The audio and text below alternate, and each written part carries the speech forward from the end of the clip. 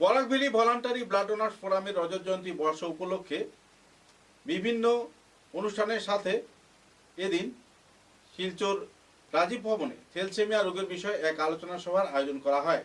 রজত জয়ন্তী বর্ষকে ঘিরে কর্মকর্তাদের মধ্যে আনন্দ উচ্ছ্বাসের পরিবেশ পরিলক্ষিত হয়েছে।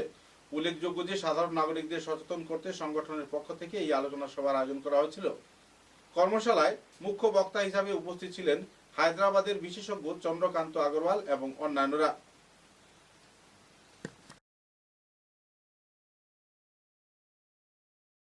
শিলচরের অবস্থাতে আমি স্টেম সেল ট্রান্সপ্লান্টেশনের কথা বলছি না, হয়তো গুয়াহাটিতে কোনো একটা জায়গা হয় বা কিছু, কিন্তু এটা it is also quite expensive, সবার মধ্যে আওতার মধ্যে নেই। এটারও কিছু সাইড এফেক্ট আছে। কি সাইড এফেক্ট?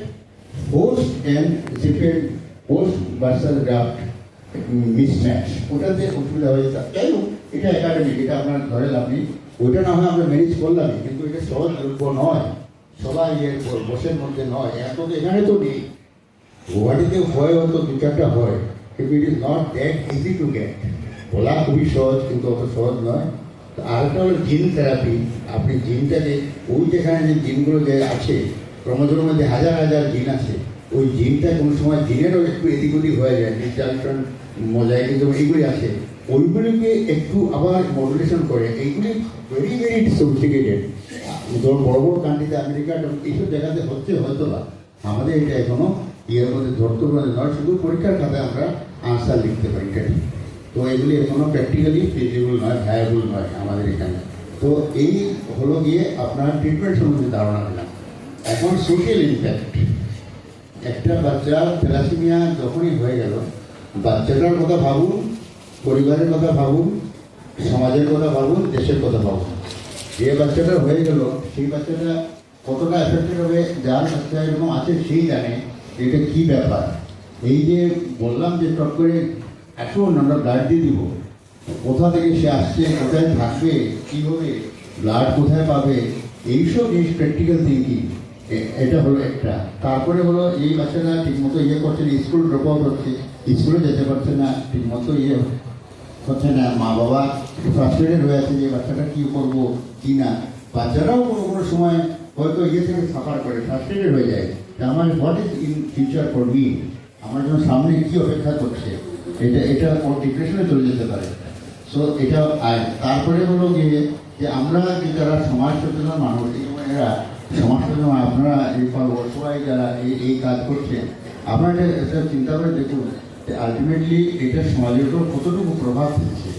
আমরা একটা বাচ্চা, এই বাচ্চা হয়তো স্কুলে গেলে দেখবেন এটা সবাই একটু টিটকিরি করছে, এই হয়তো ওকে বলছে এই তুমি করে বস, বা হয়তো কোনো ক্ষেত্রে রেয়ারেস্ট হয়তো কোনো শিক্ষক শিক্ষয়িত্রী হয়তো একটু ভাবছেন যে ওটা একটু এদিক ওদিক হলে বোধহয় ওকে সরিয়ে রাখি আমরা, বোধহয় সে পারবে না অন্য বাচ্চাদের সঙ্গে কম্পিট করতে। So this are the practical things, social impact সমাজ। এখন অবশ্য নতুন চিলেটিং, ওটাকে বলে চিলেটিং এজেন্টস, তারা আয়রনটা শরীর থেকে সরিয়ে নেয়। ওই চিলেটিং এজেন্টস এখন অনেকটা ইম্প্রোভাইজ হয়ে গেছে এবং ওটা দিয়ে অনেকটা ইয়ে হয়। কিন্তু সত্যি কথাটা বলতেই হবে যে আয়রনের সাইড এফেক্টটা একটা potential Hazard for repeated blood transmission. এছাড়াও যেমন ব্লাডের সঙ্গে কিছু বাহিত রোগ ইয়ে হয়, ব্লাডের সঙ্গে চলে যেতে পারে।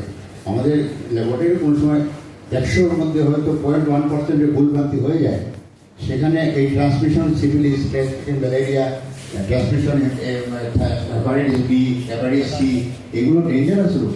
এইসব রোগও যদি শরীরে গিয়ে ঢুকে যায়, তাহলে আপনার যে থ্যালাসেমিয়ার যে হোল পারপাসটা, সেটাই ডিফিটেড হয়ে যাবে। তো এখানে আমাদের প্রিকশন হলো তুমি ভেরি কেয়ারফুল ওয়াইল অ্যাডমিনিস্ট্রেটিং ব্লাড। এটা হলো একটা কথা, তার ব্লাড দেওয়ার সময় একটা টাইম ফ্রেমের মধ্যে দিতে হবে, যাতে ওটা বেশি সময় গেলে ওই ব্লাডটা তখন ইনফেক্টেড হয়ে যাবে। 4 ঘন্টার বেশি হয়ে গেলে মুশকিল হয়ে যায়। তো এটাকে এর মধ্যে শেষ করাটা উচিত অ্যাজ ফার এজ পসিবল। এখন যদি কারো হার্ট ওভারলোড হয়ে যায়, ইয়ে হয়ে যায়, আলাদা কথা। আমি বলছি আন্ডার নর্মাল কন্ডিশন ওদেরকে এই সময়ের মধ্যে শেষ করতে হবে। তো ব্লাড ট্রান্সমিশন, কিন্তু এখন তো আপনি বলবেন যে whether there is any cure for thalassemia, answer is yes, cure is there. তো কিওরটা কি?